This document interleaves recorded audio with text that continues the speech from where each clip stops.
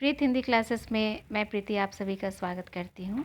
आज मैं कक्षा 10वीं के स्पर्श पुस्तक से मुंशी प्रेमचंद द्वारा लिखी हुई कहानी बड़े भाई साहब पाठ के प्रश्न उत्तर पर चर्चा करने वाली हूँ। इससे पहले वाले वीडियो में मैंने इस कहानी की सार आपको बताई है, उसी पर वीडियो बनाया है। तो अगर आप उस वीडियो को नहीं देखे हैं तो देख लीजिए ताकि आप कहानी को अच्छी तरह से समझ सकें। और हाँ, अभी तक यदि आपने इस चैनल को सब्सक्राइब नहीं किया है तो प्लीज़ सब्सक्राइब कर लीजिए ताकि आपको मेरी हर वीडियो का नोटिफिकेशन मिल जाए। वीडियो अगर पसंद आता है, आप उससे लाभान्वित होते हैं तो शेयर और लाइक भी किया कीजिए। अपने दोस्तों के साथ शेयर कीजिए ताकि आपकी तरह वो भी हिंदी से संबंधित अपनी समस्याओं का समाधान पा सकें। तो चलिए चलते हैं अपने प्रश्न उत्तर की तरफ। इन प्रश्नों का उत्तर आपको 25 से 30 शब्दों में लिखने हैं। तो देखते हैं पहला प्रश्न है, छोटे भाई ने अपनी पढ़ाई का टाइम टेबल बनाते समय क्या क्या सोचा, फिर उसका पालन क्यों नहीं कर पाया? उत्तर है, छोटे भाई ने अपनी पढ़ाई का टाइम टेबल बनाते समय सोचा कि अब वह अपने बड़े भाई को किसी प्रकार की शिकायत का मौका नहीं देंगे, मन लगाकर पढ़ेंगे और पूरी योजना के साथ उन्होंने टाइम टेबल बनाया था। लेकिन अपने चंचल स्वभाव के कारण उनका मन खेल की तरफ आकर्षित हो गया। मैदान में बच्चों को जब खेलते देखा तो मैदान की हरियाली और वॉलीबॉल फुटबॉल के खेल ने उनका मन अपनी तरफ खींच लिया और वह अपने टाइम टेबल का पालन नहीं कर पाए।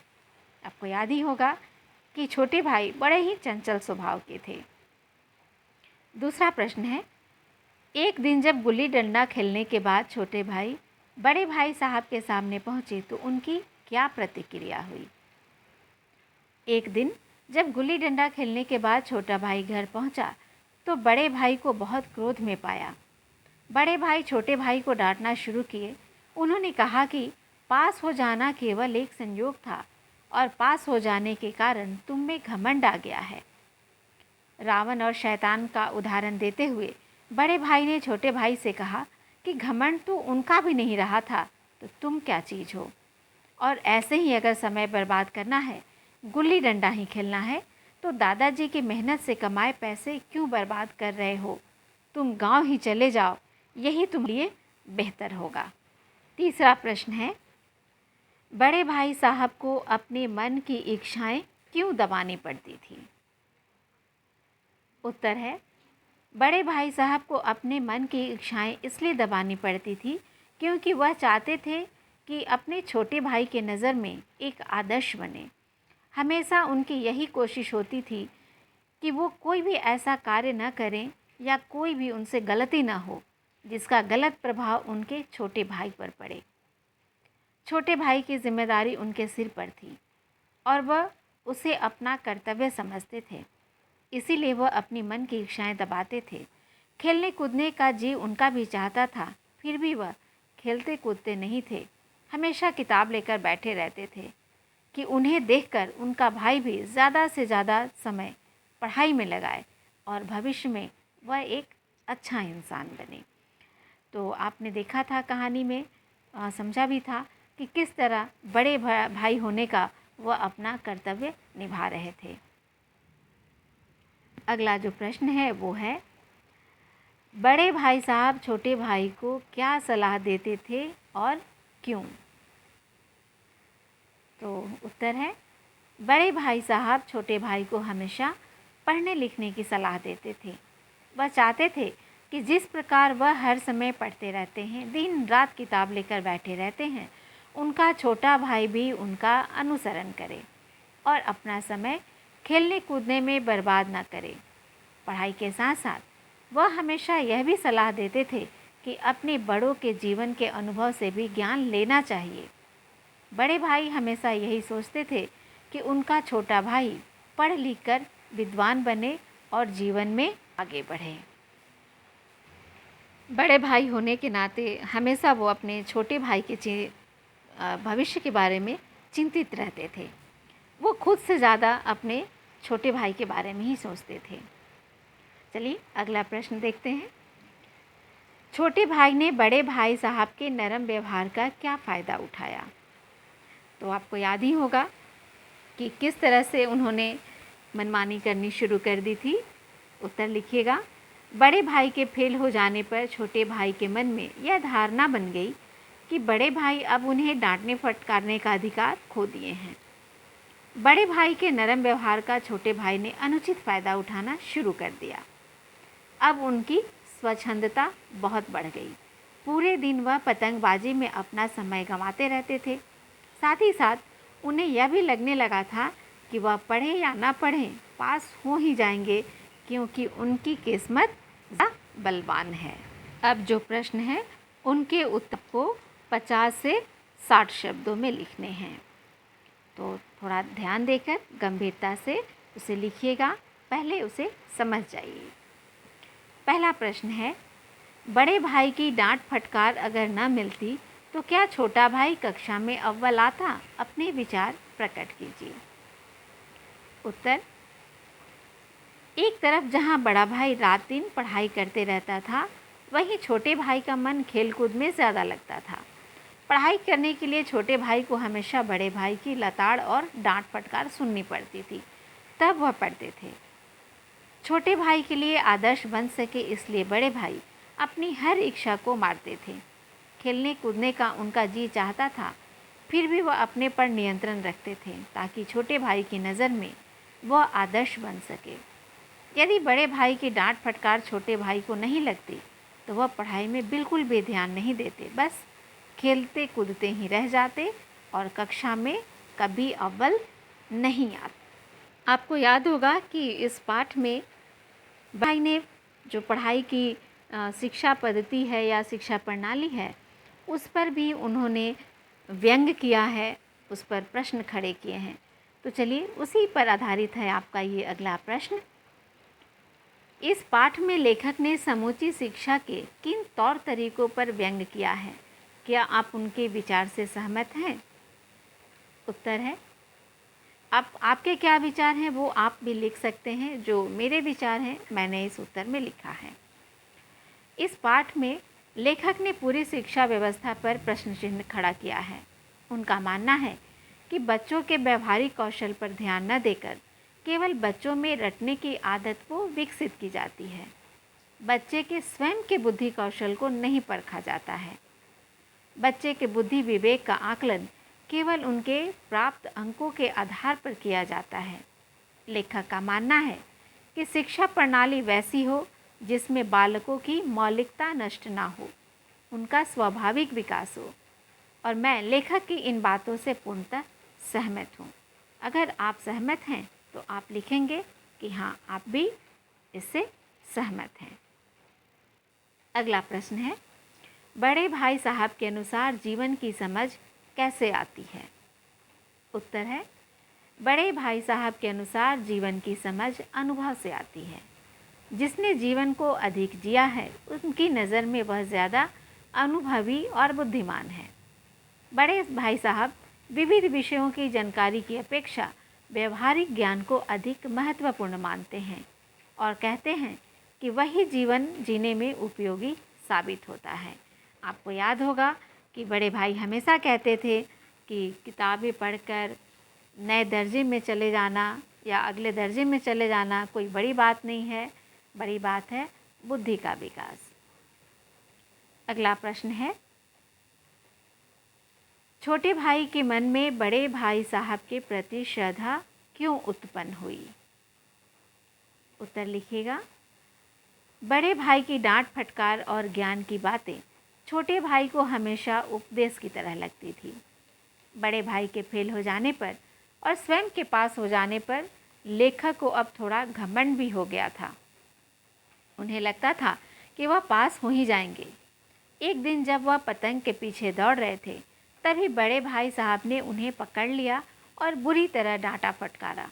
कई तरह के उदाहरण से समझाया, यहाँ तक कि खेलने कूदने की इच्छा उनकी भी होती है, लेकिन वह कभी खेलने नहीं जाते कि अगर वह स्वयं ही खेलेंगे तो उनको खेलने से कैसे रोकेंगे, यह भी उन्होंने बताया।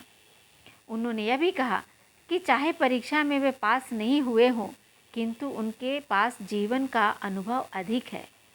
उन्होंने यह भी कहा कि वह उनकी जिम्मेदारी है और कभी भी उन्हें बेराह नहीं होने देंगे। यहाँ तक कि कह दिया कि अगर तुम ऐसे नहीं सुनोगे तो मैं तुम पर हाथ भी उठा सकता हूँ। अपने बड़े भाई का अपने प्रति इतना त्याग और समर्पण देख छोटे भाई के आंख में आंसू आ गए और उनके प्रति उनकी श्रद्धा उत्पन्न हो गई। हर व्यक्ति का स्वभाव अलग होता है। इसमें भी आपने देखा कि बड़े भाई और छोटे भाई के स्वभाव में काफ़ी अंतर है। तो प्रश्न भी है आपका एक कि बड़े भाई की स्वभावगत विशेषताएं बताइए, यानी उनके जो स्वभाव हैं उसकी खासियत क्या है वो आपको बताना है। उत्तर है, बड़े भाई साहब परिश्रमी और अध्ययनशील होते हुए भी पढ़ाई के मामले में समझ कम रखते थे। वह चाहते थे कि छोटा भाई उन्हें आदर्श के रूप में देखे, इसलिए वो दिखावे के लिए हमेशा किताब कॉपी लेकर बैठे रहते थे, लेकिन उनका मन पढ़ाई में नहीं लगता था। अपनी कमियों को छुपाने के लिए वह कई तरह के तर्क देते थे, जिससे पता चलता है कि वह वाक कला में भी बहुत चतुर थे या निपुण थे। बड़े भाई किताबी ज्ञान से अधिक जीवन के अनुभव से प्राप्त ज्ञान को ज़्यादा अच्छा मानते थे और वह अपने बड़ों की बहुत इज्जत किया करते थे। वह धैर्यवान और अनुशासन प्रिय थे।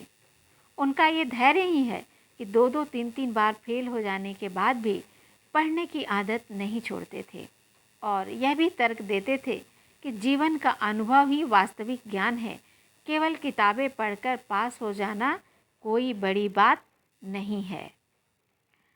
तो देखा आपने, याद आ ही गया होगा कि किस तरह हमेशा वो छोटे भाई से बात करते थे, तर्क देते थे कि वो ज़्यादा पढ़ते हैं, ज़्यादा ज्ञानी हैं, भले वो पास नहीं होते हैं लेकिन जीवन से उन्होंने काफ़ी सीख ले ली है। अगला प्रश्न है, बड़े भाई साहब ने ज़िंदगी के अनुभव और किताबी ज्ञान में से किसे और क्यों महत्वपूर्ण कहा है? उत्तर है, बड़े भाई साहब ने ज़िंदगी के अनुभव को किताबी ज्ञान से अधिक महत्वपूर्ण कहा है। उनके अनुसार ज़िंदगी की समझ किताब पढ़ने से नहीं बल्कि दुनिया देखने से आती है। यह साबित करने के लिए उन्होंने अपने दादा और अम्मा का उदाहरण दिया कि वह ज़्यादा पढ़े लिखे तो नहीं हैं, लेकिन जीवन का अनुभव उनको ज़्यादा है और हमेशा हमसे ज़्यादा ही रहेगा, क्योंकि उनके पास दुनिया और ज़िंदगी का अधिक तजुर्बा है। अगला जो प्रश्न है उसमें कहानी की 4 घटनाओं का जिक्र किया गया है और आपको बताना है कि घटना कब की है और इसके बारे में आपको थोड़ा सा विस्तार देना है। पहली घटना है, छोटा भाई अपने भाई साहब का आदर करता है, ये कैसे पता चल रहा है? तो याद होगा आपको कि छोटा भाई पतंगबाजी और गुल्ली डंडा का खेल खेलने में लग गए थे, लेकिन ये सारा काम वो गुप्त रूप से करते थे, अपने बड़े भाई से छुपा कर करते थे। वो हमेशा ये सोचते थे कि बड़े भाई को इसका पता न चले और उन्हें ये एहसास न हो कि मैं उनका लिहाज या सम्मान नहीं करता हूँ। दूसरी घटना है, भाई साहब को ज़िंदगी का अच्छा अनुभव है। तो आपको याद होगा कि एक बार बड़े भाई जब बहुत नाराज़ हुए थे छोटे भाई पर, तो उन्होंने कहा कि मैं तुमसे 5 साल बड़ा हूँ और हमेशा रहूँगा। मुझे दुनिया और ज़िंदगी का जो तजुर्बा है तुमसे कहीं अधिक है और तुम उसकी बराबरी नहीं कर सकते, चाहे तुम मेरी ही कक्षा में मेरी बराबरी में क्यों ना आ जाओ या कितनी भी पढ़ाई क्यों ना कर लो। तो याद हो गया होगा आपको कि ये घटना इससे संबंधित है। अगला जो प्रश्न है या घटना है, भाई साहब के भीतर भी एक बच्चा है। तो जिस समय बड़े भाई छोटे भाई को पतंग उड़ाने के लिए डांट रहे थे, उसी समय संजोग से एक कटा हुआ पतंग ऊपर से गिरता है और उसकी डोर बड़े भाई उछलकर पकड़ लेते हैं और बेतहाशा दौड़ते हुए हॉस्टल की तरफ चल पड़ते हैं और पीछे पीछे और भी बच्चे और स्वयं लेखक भी दौड़ पड़ते हैं, जिससे पता चलता है कि बड़े भाई के अंदर भी एक बच्चा है, यानी उनके मन में भी बचपना है। अगली घटना है, भाई साहब छोटे भाई का भला चाहते हैं। ये कैसे सिद्ध होता है? तो जब बड़े भाई कहते हैं कि भाईजान, यह गुरूर दिल से निकाल दो कि तुम मेरे समीप आ गए हो और अब स्वतंत्र हो। मेरे रहते तुम बेराह नहीं चल पाओगे, और तुम्हें मेरी बातें अच्छी नहीं लग रही है या नहीं लगती है, मैं जानता हूँ, लेकिन मैं तुम्हें बेराह नहीं चलने दूँगा, चाहे इसके लिए मुझे तुम पर हाथ ही क्यों ना उठाना पड़े। तो इन सारे जो 4 घटनाएँ थी, प्रश्न, इसका भी उत्तर मैंने आपको बता दिया। आप इसे लिख लेंगे। तो उम्मीद करती हूँ कि इस वीडियो से आपको काफ़ी लाभ होगा। आपके कई सारे ऐसे प्रश्न में थोड़े से मुश्किलें आ रही होंगी, उसका समाधान निकल गया होगा। तो चलिए, अगले वीडियो के साथ आपसे फिर मुलाकात होगी। वीडियो पसंद आए तो लाइक, शेयर और सब्सक्राइब ज़रूर कीजिएगा। धन्यवाद।